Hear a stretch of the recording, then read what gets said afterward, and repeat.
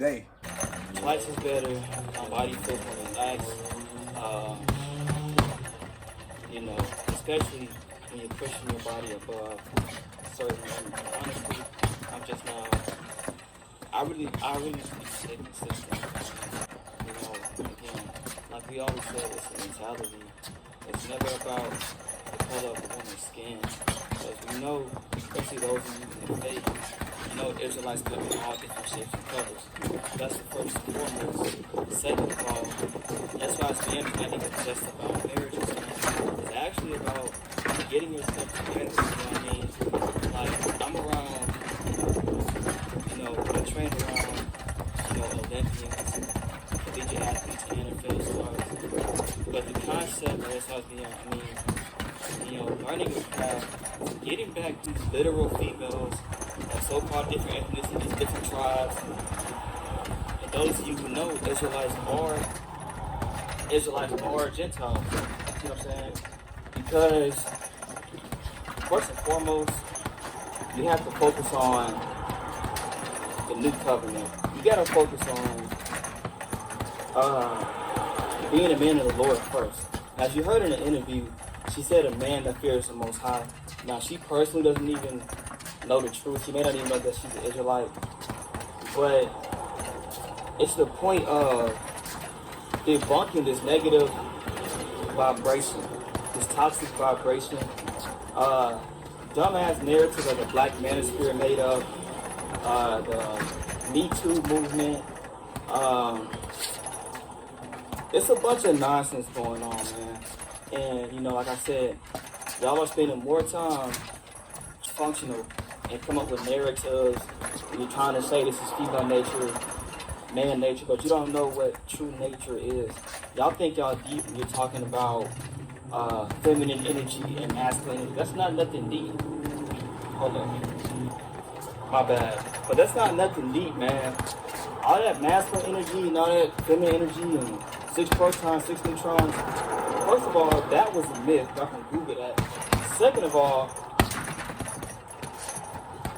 it's nothing deep about understanding if you're being a harlot that you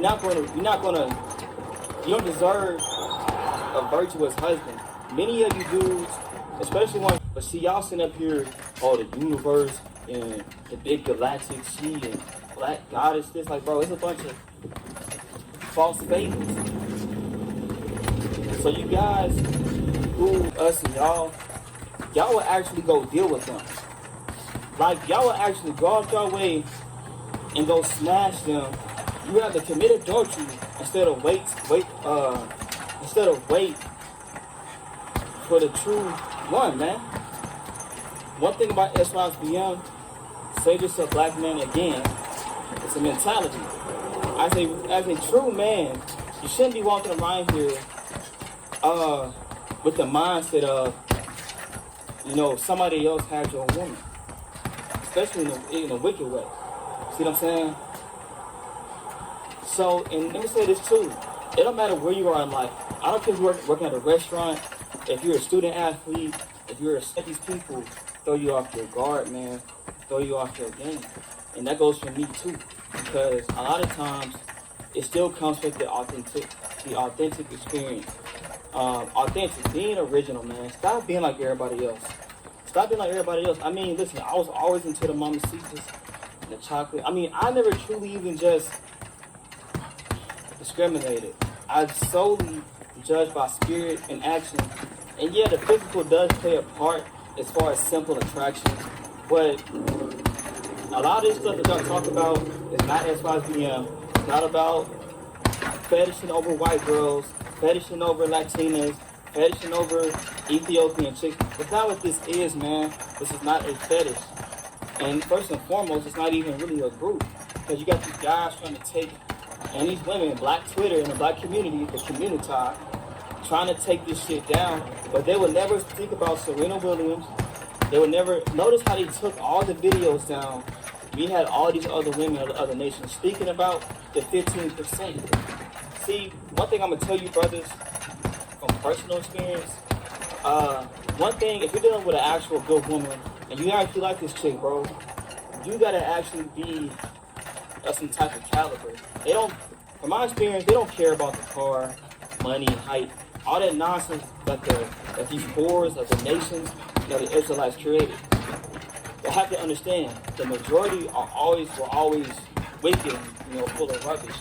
That's why you have analogies comparing humans with diamonds and rubies, because this stuff is truly real. You heard it in the interview, bro. So as a man, a square who has everything on the outside. It's a complete difference. This thing, love is deeper than just, are you similar or your degree. That's surface level stuff, and that's carnality. It has nothing to do with actually living in fulfillment. And even if you're single, envisioning it. This goes for me too. See what I'm saying? So when I do these interviews, it's to open up men's and women's minds, bro. That everybody don't think like y'all. Y'all gonna come up with any excuse. If there was an excuse selected for the black community, y'all would win gold every time. Y'all don't know y'all true history. Y'all don't know that y'all royalty. I'm not talking about Egypt. I'm talking about the Jews in Spain, architecture, music, engineering, stuff like that. We were already athletes. Second Maccabees 10, our first Maccabees 10 tell you that when our people competed in the game of discus, that was in the Grecian Empire. But our people reject knowledge. See what I'm saying? You can, and this is an automatic for you Israelites who be thinking somebody's unfocused, bro. You don't know what I go through personally. I don't know what you go through personally. But what you can be doing is praying for a brother sincerely. You don't know where a brother or sister might be at that moment. Just because they're not reading 20 chapters.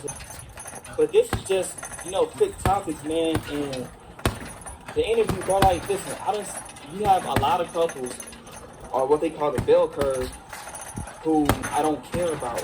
You can buy a car, you can buy a cash car. It's stuff called grinding. These are the same people who, want to take on that image of the struggle. But that's besides the point. SISBM is not about getting with a woman solely for resources, man.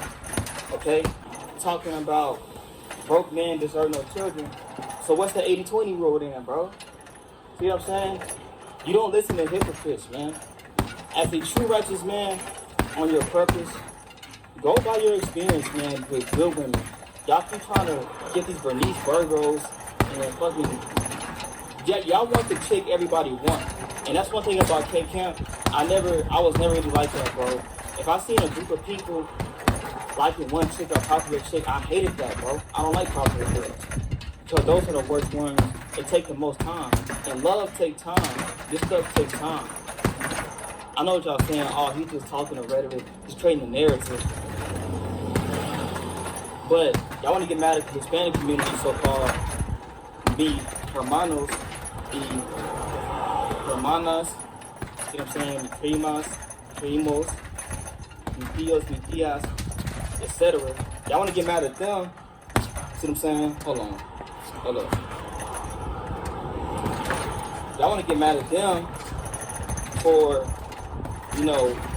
having intact families, having intact homes, and they building things, they doing stuff like that. Oh, why they got intact families? Because they not going through it. Shut up, nigga. I am tired of you niggas, you black crayons. It's over for y'all, man. I was never part of that shit. Never wanted to be part of that. Y'all are a bunch of idiots, man. So just know this is y'all end, man. I be tired of y'all, man. The Lord tired of y'all too. It's because only be a remnant. But look, real brothers, man. You gonna get back to normality, man. You black people, Hispanics, whoever, really Israelites and Gentiles, that want to be wicked, that want to follow that nonsense, you out the game, man. Stop talking about ain't no good women, ain't no good men. Y'all lame, bro. Y'all in the club, y'all doing lame ass stuff, bro. Being in the club does not make you laugh, man. But SISBM, again, stop false claiming it. Stop creating fake narratives, man. Because that's not what's up. So with that being said, your boy out, man. Shalom.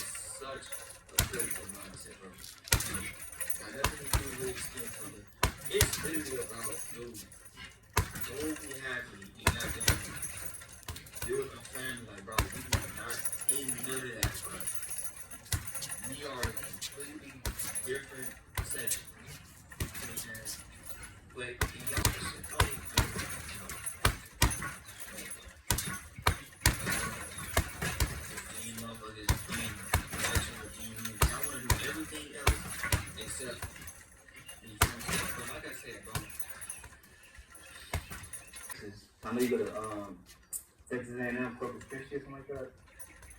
Yeah, so I've been living in Corpus for about 8 years now. Mm-hmm. Pretty long time. Okay.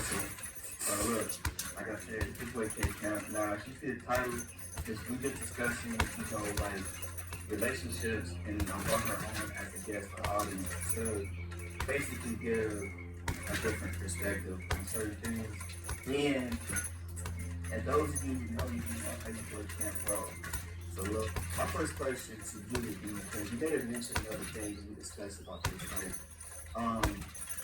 The difference between fake love and real love. So you got a lot of guys out here who say, love doesn't exist, or,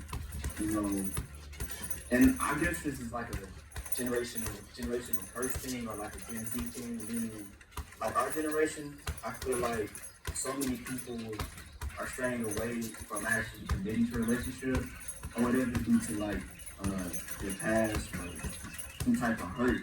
How would you distinguish real love from fake love? Maybe mention about that. So honestly, it's all in how they treat you. I feel like there's a lot of times whenever you think the communication is real and like communication. So like for example, like real love, I don't want to say it's all that love and everything, because that's like really deep stuff like in the beginning of a relationship. But real love is mostly whenever like you go through all that hard ships that like people find that as a lot of work. They're afraid of the commitment, so they'll show. I guess with fake love, it's like that they don't really want to put any effort into a relationship. Okay. Yeah, I'm gonna back you up though, because one thing we kind of hit on was the effort part, right? The effort, and basically, like you said, the love does fit in the beginning. And my take on that is, it can actually, of course, you're gonna have your ups and downs. But like you said, I mean, how would you truly know that somebody loves you? They don't really grind with you. See what I'm saying? Like, if you're at your lowest point, financially, mentally, spiritually, anything, like, how would you know if that person actually, like you said, love you? And with the fake love, what I see is just like, okay, well, everybody's kind of going off of that person's status, or like you said, something happened, and then, like you said, nobody gives effort. Like, I guess my question would be like, why do you think people yeah, early 20s, late 20s, whatever, or even like 30. I don't know, I feel like as long as the materials aren't really an issue, they're not a problem. Whereas someone who doesn't love you, I guess all they do care is about the materialistic things. Okay.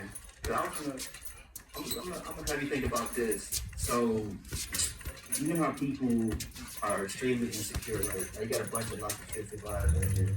And I actually think that's the huge part when it comes to relationships. Like, there's even this stuff later on about, like, you dealing with people of different cultures.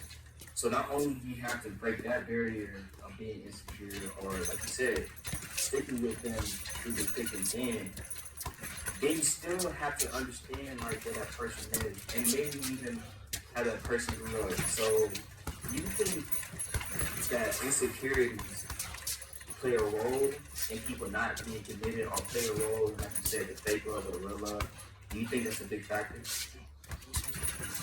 I want to say it is a big factor, but like you can be in a relationship and still have like your own insecurity.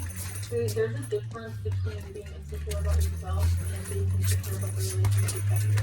As long as you feel secure in the relationship that you're in, I feel like you'll be fine. Especially like if you're feeling insecure about yourself, like the person that you're with should feel like it's a lot of effort to reassure you. That kind of just all goes into real love and stuff like that. Okay, as a woman, what would make you feel secure about a man? And I mean, just be 100% honest. Like I said, I free discussion, say whatever it is that you think, because basically, you have a lot of, like, I know people personally, and they only get with people based off the money they have, or kind of like, they only use them to fill in this void. And one thing, or one trend that I'm noticing is that a lot of people kind of like play both sides. Like, they don't want to even feel about how they feel about that person. They just kind of with him or her just to say they got that person, and then later on down the line, they become miserable. Like, what would make a man that you feel secure? You know? So I don't personally the type of person to not really go for like the person to go for a personality. I think that, you know, his actions speak louder than words, and that is something that holds a lot of meaning to me, and maybe like a lot of value to me, because like if you're gonna say that you love me and not be able to prove it, I feel like that's a problem.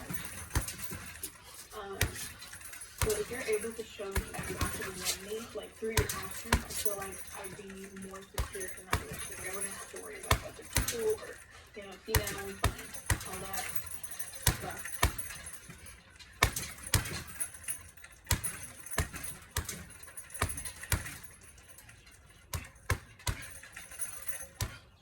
Are you like really feeling him? But he don't got a car, he don't, I mean, you already made me mention that you don't care about materials. But one thing that I think I left out, besides effort, is patience. So how would you move if a guy was actually, you know, he was working every day, he's basically working towards his goal, but he doesn't have it yet? Like, how would you carry yourself? I mean, would you look at him like 97, like I always say, we just getting started. Shalom.